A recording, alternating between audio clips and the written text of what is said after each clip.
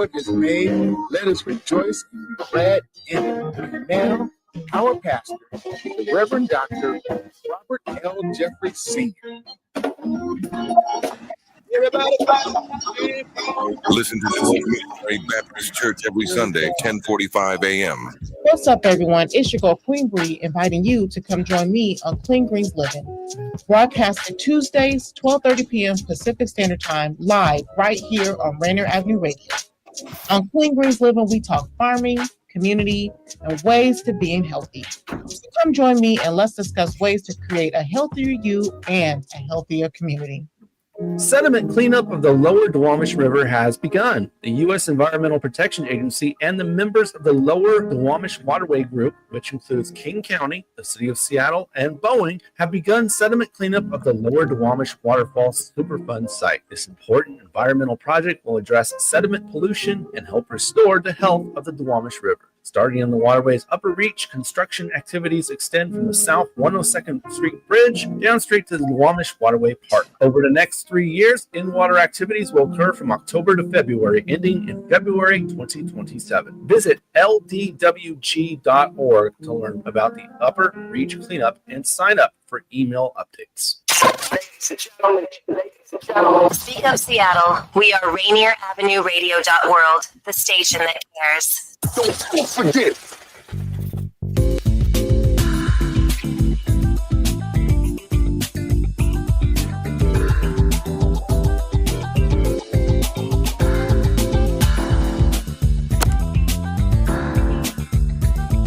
Well, hello, everyone, and thank you for joining another episode of Real Estate Money. I'm one of your hosts, Tina Lombard, and we have the fabulous Violeta. Yes, hi, Violeta Strash with Coldwell Banker Danforth. You know, because we have a lot of these, Tina, you want to go over the announcements? Do you see that? Oh, yes, let's go ahead and talk about the announcements first. Yeah, there's a lot. So let me see here what we have here. Rainier Avenue Radio's next Metro League High School football broadcast is this Saturday at noon, live featuring number 15 Rainier Beach High at Ballard. Later this month, Rainier Avenue Radio will broadcast more conversations with the Seattle Police Commission on the 25th and 30th, both at 5 p.m., to be followed by a live town hall October 21st at 6 p.m. Another announcement, please don't miss the broadcast of the Seattle mayoral debate this Thursday at 6 p.m. on Rainier Avenue Radio between incumbent Bruce Harrell and Katie Wilson. Tonight at 7 p.m., for Rainier Avenue Radio's broadcast of the Seattle City Council District 2 debate between candidates Eddie Lynn and Adonis Duckworth. Okay, so there you go. Seattle Council, great. Okay. So a lot of things happening there in Seattle. I know, there is. And the one big thing that's happening this coming weekend is first day of fall. Yes. Summer's almost over. Everywhere. It is September 21st. The last day of 80-degree weather today. And then that's it, folks. Yes, that's it. It's time to put the boots on, bring out the stars. Get into fall. Yes. And yes. So what are we talking about today, Tina? Well, so today we're going to be talking about winterizing your home. So a lot of times, in the wintertime, you've got things you need to do to buckle down your house, because in the summertime, there are different things outside, like barbecue grills and outside patio furnitures and that sort of thing. But in the winter months, you've got cold weather, you've got snow, you've got ice, you've got furniture outside and grills outside that can be damaged by the winter. You've got gutters to think about.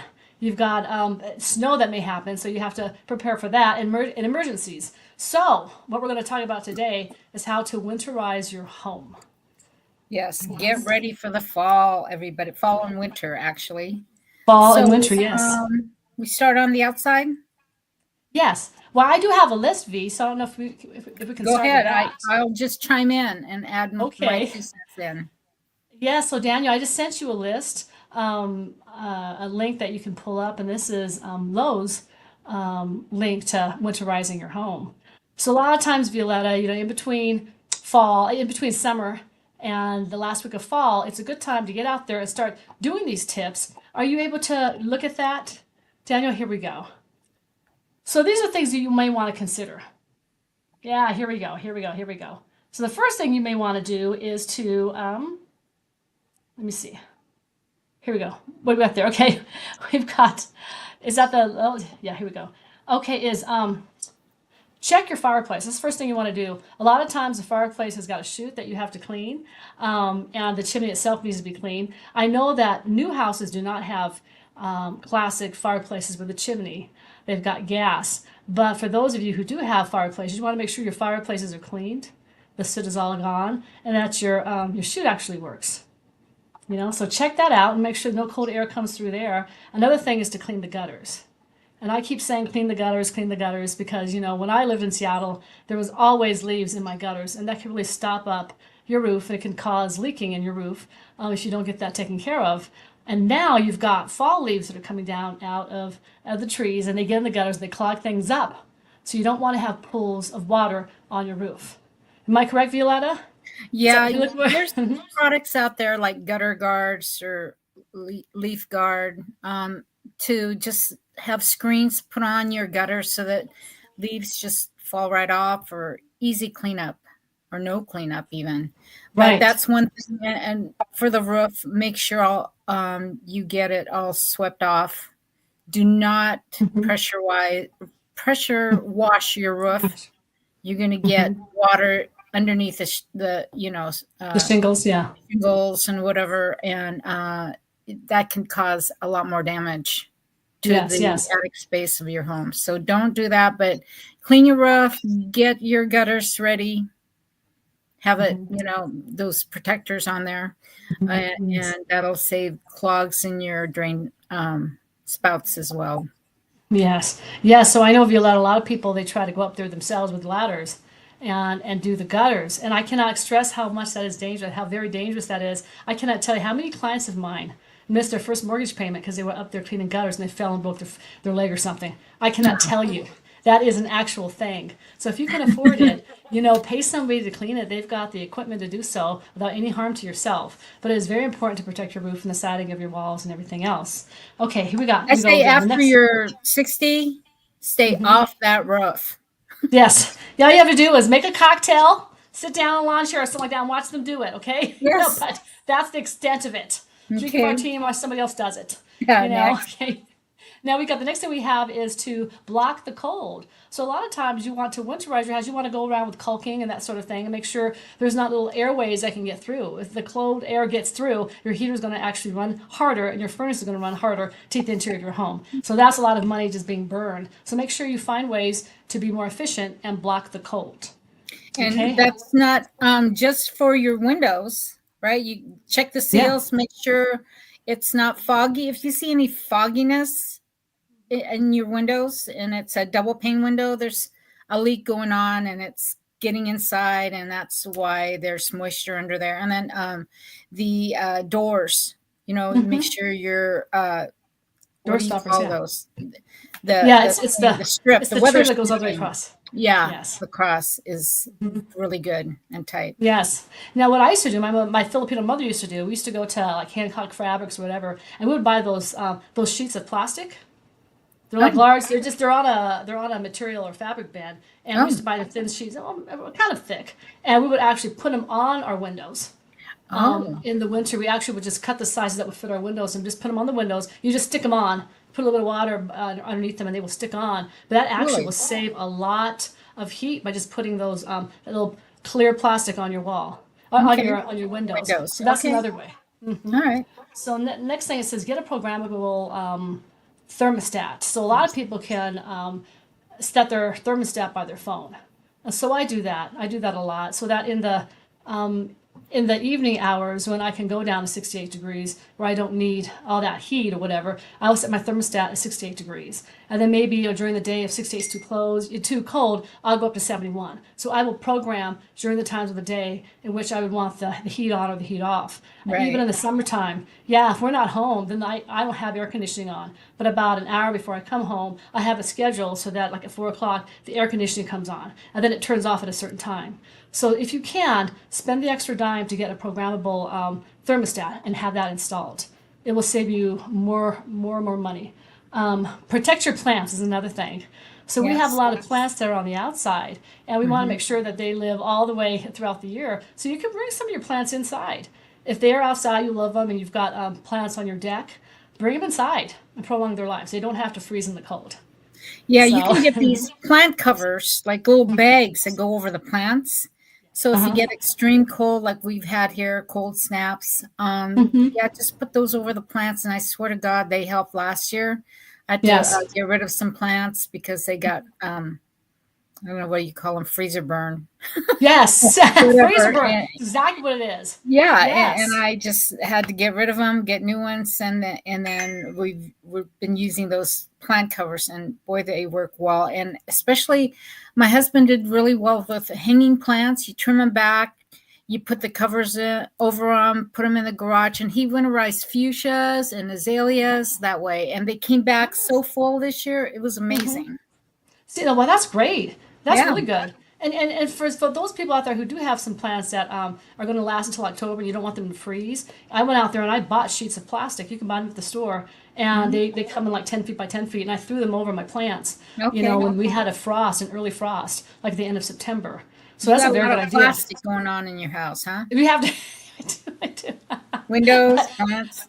Okay, But sorry. we do need to do a whole show on what you just said, but Dan did, and bring the fuchsias in and stuff. I mean, that's very good. But okay, the next thing we have here is bring the outdoors in. So if you've got outside furniture, you cover them, just like you see in this picture here. Go ahead and get them covered so they don't be susceptible to the cold and the snow and everything and rusting and all that good stuff. And then if you can, bring them inside, put them in the basement. I'm going to bring all my outside furniture and I'm going to put it in my basement, because it gets very harsh here. And, pull your canopies off. I had a pergola. And the first year I was here, I didn't take the pergola down. I didn't realize the snow was so heavy. And my pergola went from like this to this. Oh, It completely no. collapsed. So I had so I've got like outdoor umbrellas and stuff over Yeah. my hot tub. And, make sure you bring them down. Sometimes when the snow comes, it's unexpected. So you might as well do it now in anticipation of the snow getting cold or the leaves coming down, and take your pergolas down, and make sure that the outdoor is all tidied up for the winter. And not just snow, but rain. We'll get into the rainy season, and those tarps or whatever you have will buckle as well, or the snow melts and it'll buckle because of the collection of all the water. But yeah, be Yes. sure to cover everything though with a tarp or whatever covers, like this grill cover that you see on the screen. Right. I had some outdoor furniture when I first came here from Washington State, and I left my furniture outside all winter. And the spring I went to sit on them, and I fell right through. Oh no! I just fell right through. Yes, fell right through because it's dry and it's cold. So Yeah. if you want to protect. So here we go. So save the outdoors. The next one we have maintain your outdoor equipment. So if you do have any snow blowers and that sort of stuff, you want to make sure that they're maintained, oil them up, grease them up, and make sure that they're there for your snow shovels, that sort of thing. Make sure and icers, get them out, get them ready. Save on your energy bills. This is basically saying if there's ways to find out any energy efficient programs in your area, make sure you sign up for them and make sure that you can be part of these energy saving programs. Okay, next thing we have here is make sure your furnace is more efficient. And so Violeta, I told you two Christmases ago, my furnace broke down on Christmas Eve when I had 13 family members here. So I perform maintenance. If you have time, at least have somebody come down and check the pilot light and everything else. And so get that up to speed. Get change your filters and everything else. Be roof ready. As you see in this picture here, it says be roof ready. You've got somebody out there. He has a tool for getting snow off of his roof. So Where if are you we? need to, yeah. the So I think screen. Daniel, you have to catch up. Let me see. Yeah, Daniel just has to catch up with the screen. But go down a little bit more, Daniel. Go back to keep going. And then there's a gentleman with the keep going. One more. There you go. With the snow, and that go back. Yeah, right there with the snow. And you see that he's got a tool in which he can take the snow off of the roof and slide it down. Now, not so much in Washington State, but here in Colorado, there's a certain ordinance on how the angle of the roofs, because it Yes. snows a lot. And so if the angle of the roof is a certain way, the snow will fall off of it. But Right. areas where there is not a lot of snow, a lot of times the houses are built with a flat roof, or just not a roof steep enough for the fall where the snow Right. falls off. So if you're in an area where the snow does not fall off, make sure you get a tool you can get up there.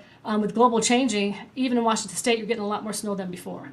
Tina, be do you roof guys have metal roofs, tile roofs? What are the normal types of roofing material that you have there? Well, a lot of them are shingles, but I have hail-proof. I have hail-proof shingles. Oh, So yeah, they're tough, and so things just bounce off of it. So it's not tiles or anything because that would crack. So it is shingles. Yeah, it is a lot of it's shingles. But my roof, I have a 20% discount on my insurance because I have a hail resistant roof. So it's a lot can happen to it. It's not bulletproof. It's damn near it. Okay, damn well near it. You know? yeah. Yeah. So no metal though. It'd get too hot in the sun. Okay, so we go learn ways to winterize your windows. So yes, let's go to how to winterize your windows. And this is like I was saying before, that windows, a lot of cold air gets through the windows. Like Violeta was saying, there may be a leak if you see some fog or anything in your windows. There may be a leak. But V, do you have a lot of curtains in your house? Some curtains, blinds. Yeah. Yes. So a lot of people don't realize that the curtains will actually keep the heat out, and the curtains will also keep the cold out. So if you've got some little cheap thing that you got for like $3.99 a panel, that may not keep stuff out. But if you have curtains that are winterproof, a lot of times nothing gets through them. And so if you cover your windows, you dress your windows, not only do they look very pretty, but they can keep the heat in and they can keep the cold out. So make sure that your windows are. And during the summer, keeps the light out. So the darkening curtains or whatever you call them. Yeah. Oh yes. So just make sure that you pay attention to your windows because that could save you a lot of money on your heat. Okay. Protect your pipes. Here we go. Protect your pipes. This is very important. In areas where it does get down to like negative 20 degrees, negative 10 degrees, your pipes will burst. So Violeta, this happened to me last year. I had a sprinkler system, and it's outside, and the piping for sprinkler systems here in Colorado is exposed, so you have to cover it up. And I remember it was like 2:00 in the morning, and I'm like, watching TV. I'm looking on Amazon for pipe covers, and I'm like, I wonder what size pipe cover I need. Let me just go outside in the middle of the night. And there was snow everywhere, so I put on my flip flops. I got my my robot. I go out there, and there was a cascade block of ice this big, 3 feet off the ground, coming from my house to the ground. It was like that thick, and I was like, "Oh my God!" So I'm screaming. I'm calling people up in the middle of the night because if it bursts outside, if it ice inside your house, it'll ruin your piping, and your house could start bursting out with water everywhere. But I caught it in time, thank God. I ran outside and turned some stuff off, but that was a pretty penny to get that fixed. So make sure you have all your piping bound up and everything's ready to go. So let's go ahead. Next one is time to stock up. So make sure you have all the batteries you need in case you lose power in the wintertime. If you have a generator, it needs gasoline, whatever, make sure you get everything stocked up. Ice melt, snow shovel, ice scraper, weather radio, anything you need should there be a winter storm. Okay, here, prepare for your home winter. Okay, that's just about it. So basically that is a good list to start off with to start winterizing your home. So thank you, Daniel. And then one thing that I'm seeing a lot now are a lot of homes have like sheds in the backyard. Yes. Different outbuildings to have your riding mower or, equipment, snow blowers and whatever you need. There's a building for that. There's a little outbuilding for all the tools. Shovels and rakes and things with handles and gasoline and all that stuff. There are a lot of accessory buildings outside these homes these days, and a lot of them to use for that. Now, put your outdoor furniture in those little outbuildings if you don't have room downstairs in the basement. It's well worth getting a shed, I think. One of these days they do it. It is. People don't understand. I mean, when it's cold like that, even when it's hot like that, your furniture, your lawnmowers and stuff, they do need protection. Yeah, absolutely. And we have a deck box too. So you can put tarps and all that stuff when you're not using them. Roll up your hoses and put them in the deck box. They're kind of neat to have and really usable all year long. Yeah. This is it. See, and then Daniel was asking really quick, what type of wizardry is this? This is an app I have. It's called Nest, and it tells me what the weather is. It tells me about my what is it called? It tells me all that, but also I can set my thermostat. I could put the the air conditioner on, whatever I want to do right now. It tells me what the weather is right outside, what is going on here. But I can turn it on. I can turn my heat on. I can turn my air conditioning on. And it works fine. But I can do that anywhere. I don't know if you can see this, but I can do that anywhere I'm at. I can set the thermostat. I can make it hot or cold. That's the wizardry, Daniel. I know. So there's a lot of smart homes out there, right, Tina? I can set my ovens, my laundry, my washer and dryer using my phone.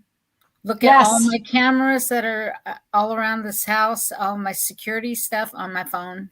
Same here. Yes. Yeah. Yes. So, Dad, you just ask a Filipino woman. We'll tell you what you need to do. But we can watch them. We can watch the neighbors across the street if we wanted to on this phone here. We can change their thermostat if we wanted to. Yes. Yes. But what else did I have? What else did I have? Smoke and carbon monoxide detectors. Make sure you check them. Now's a good time to check those too. Or some people do it at the beginning of the year, but sometimes, like, we just had ours go off this weekend. I'm going, what the heck? Right. Why is that going off? Inside our smoke detectors. Oh, it's like maybe we're off schedule or something, but if not now, before winter, because this is a crucial time of year, before winter or after winter, check those types of things. And what else? HVAC systems, air conditioning systems. Make sure all your systems are good, because HVAC controls both heating and cooling. A lot of people I see are getting new furnaces or tankless water heaters. There are things like that that's available, to update your house. And sprinklers soon. I think in October we're going to be turning off our outdoor sprinklers. You don't want your pipes to freeze, Yes. when there's a cold snap or you have to get them blown out. Freezing. Turn it off. Blown out and turned off. Yeah, blow it out and turn it off. Yeah, so I think that's what I had on my personal list of things that we're doing right now to get ready. Yeah, and it may be, it may still be 80 degrees outside, but that winter cold snap is going to come fast, and we don't want to start these items or start on these things while it's snowing in our faces. I guess it's time to put those little foam thingies over the faucets, because my outdoor faucet just froze. No. Oh God, no. I'm going out there. I'm not going to do what I did last year, but I went to Amazon. Amazon's got 100 different things you can put on that are amazing. I bought all the covers, my faucet covers from Amazon, and tape piping, warmer tape, and all types of crazy stuff. But it's much easier to do that now than to pay a bill. Yeah. And now's the time too. You know what? I did some shopping, I don't know, a couple of weeks ago. Halloween stuff is out and about. Yes. Fall decor. And I just want to, we have a little bit of time, so I thought maybe I'd share my ideas on fall decor. Let's go. Let's go. So a lot of glass pumpkins out there. So I got a couple of glass pumpkins, and you want to look for natural, like browns, the wood, the what else? Wood or stone items to decorate with, because now you're looking at the neutral colors, the fall colors, the wood. Right. So I got a couple of pumpkins. One was kind of brown and orange, and one was green and there you go, Daniel. Yeah. Nice. My favorite store is Home Goods. Sorry to promote, but yeah, they have all the things and all these pumpkins, the glass pumpkins, and what do you call those? Made out of pine cones. Things that are made out of pine cones, and so it looks very fall and very natural. So you want to bring the outdoors in, like Tina was saying, you can bring your furniture indoors. Well, the fall decor should be a lot like that, right? Neutrals and like I said, wood and stone and what else did I have? cotton, leather, seagrass. I have a lot of seagrass stuff too, and I think maybe that's what I was talking about when you're talking about pine cone looking items. Right. Wow. Yeah, and antiques. Antiques. Okay. If you have antiques, that's the time to bring them out because they're typically, older, rust-colored brass candles. Oh, candles and pewter candles and like pumpkin scents, pumpkin vanilla scents, and they have apple scents, right? So not nostalgic scents to bring into your home to help with your decor and the ambiance of your place. And then a lot of people are doing the farmhouse feel to their homes. Wow. Yeah, not just moving into a farmhouse, but things like that. Old doors to decorate with old barn doors, and try plaids for accents, and your bedspread have like cozy, fuzzy things like that, cotton, right, and in pumpkin colors or browns and rust. And I love this time of year. Actually, there's a lot of things you can do with your decor, whether it's in the kitchen or all around the house. And I just wanted to share what I do. Oh, that's nice. Yeah, Violeta has an eye. Her house is absolutely beautiful, and I'm like, who designed all this? And she's like, that would be me. That would be me. But you. Yeah, but no, the neutral colors you said, and some wood and some stone, something that's more natural. And why not decorate now? And I love your suggestion of like the vanilla spice and the plaid inside the house and warm fuzzy decor. Yeah. That's really good. And of course you can like Home Goods. I go to Home Goods. Sometimes TJ Maxx has good stuff. Yeah. It's all the same family, but it's all good and relatively inexpensive, right? Very inexpensive. So not just candles, but soaps. I love the soaps and the lotions that are pumpkin smells, vanilla, spice, and pear and apple. Yeah, I love that. Wow. So maybe next week we can talk about recipes because you got me hungry. We can talk about recipes.